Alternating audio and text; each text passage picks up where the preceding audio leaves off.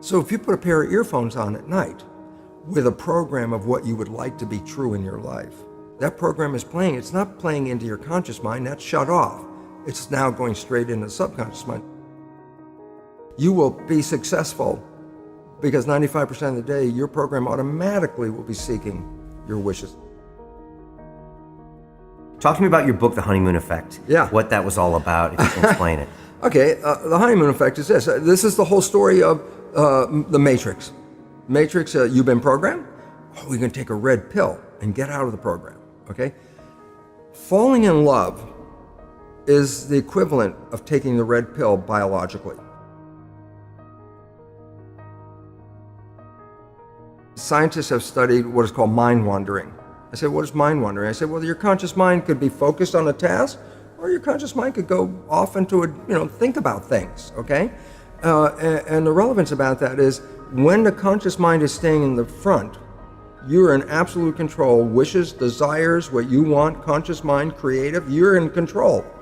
But the moment your conscious mind takes off into a thought or starts thinking or whatever going on, it lets go of the wheel, the autopilot takes over, okay? So the idea is this: if your mind is wandering, then you're being run by the subconscious. And it turns out this is very negative.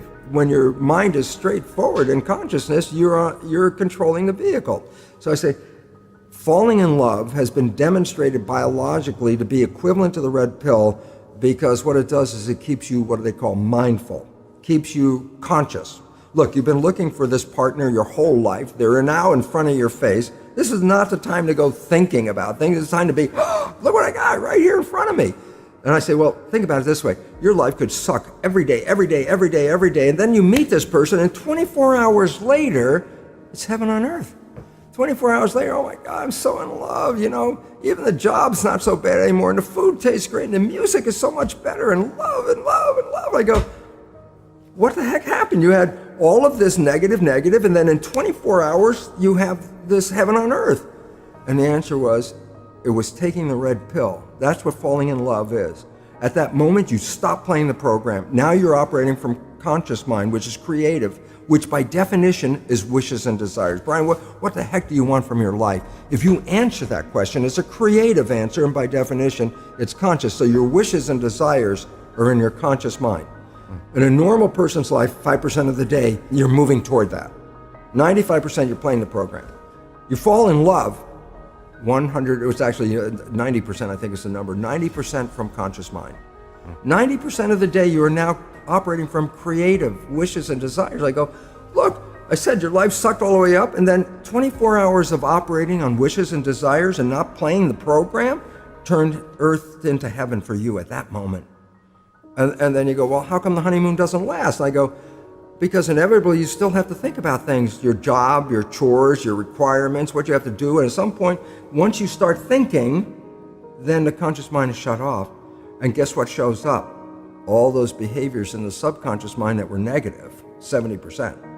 And your partner, remember, your partner and you fall in love same time, both of you operating from conscious mind with wishes and desires. And all of a sudden, you start thinking, and then this behavior shows up that was your mother, your father, or whatever thing you learned, and your partner's like, where the hell did that come from? Who are you? Is a response. It's like, where did that come from?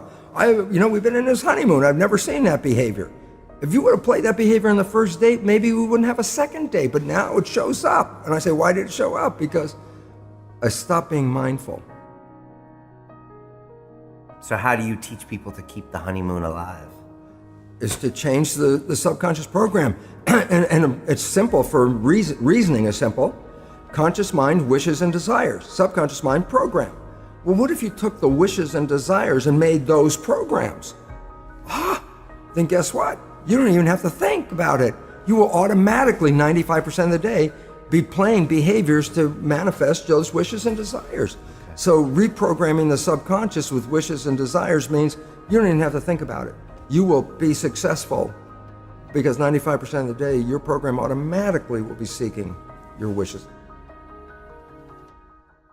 Every night when you go to bed, just when you're just falling off into sleep, consciousness is disconnecting. The next period of your brain operation while your consciousness is disconnected is theta, which is the same brain function as in the first 7 years. So if you put a pair of earphones on at night with a program of what you would like to be true in your life, as soon as your conscious mind disconnects, that program is playing. It's not playing into your conscious mind, that's shut off. It's now going straight into the subconscious mind. So it's called auto-hypnosis. You don't need to go see a hypnotherapist. You just have to pick out what program would you like to have that you don't have, and they sell these programs